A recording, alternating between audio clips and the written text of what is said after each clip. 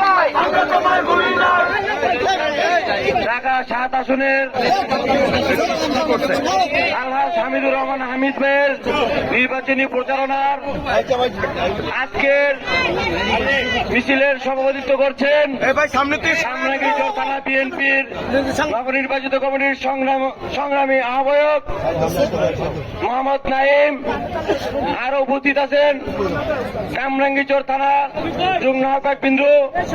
বিভিন্ন অঙ্গ সংগঠনের নেতৃবৃন্দ, আমার যুব দলের 55, 56 এবং 57 নং ওয়ার্ড যুব দলের নেতৃবৃন্দ, বিএনপি সকল নেতৃবৃন্দকে জানাই কামরাঙ্গীরচর থানা যুব দলের পক্ষ থেকে রক্তিম শুভেচ্ছা ও সংগ্রামী অভিনন্দন। প্রিয় নেতৃবৃন্দ, আমাদের দেশ নায়ক জনাব তারেক রহমান ঢাকা 7 আসনে যাকে মনোনয়ন দিয়েছেন, অনেকে বলার চেষ্টা করছেন উনি নাকি বহিরাগত। আমি তাদের দৃষ্টি আকর্ষণ করে বলতে চাই, উনি সাবেক ছাত্রনেতা, 90-এর ছাত্রনেতা, ঢাকা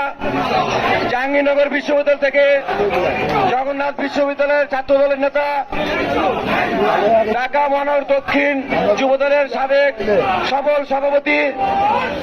বাংলাদেশ জাতীয়তাবাদী দল বিএনপির নির্বাহী সদস্য আলহাজ হামিদুর রহমান হামিদ, একজন সৎ এবং নির্ভীক এবং কর্মী বান্ধব নেতা।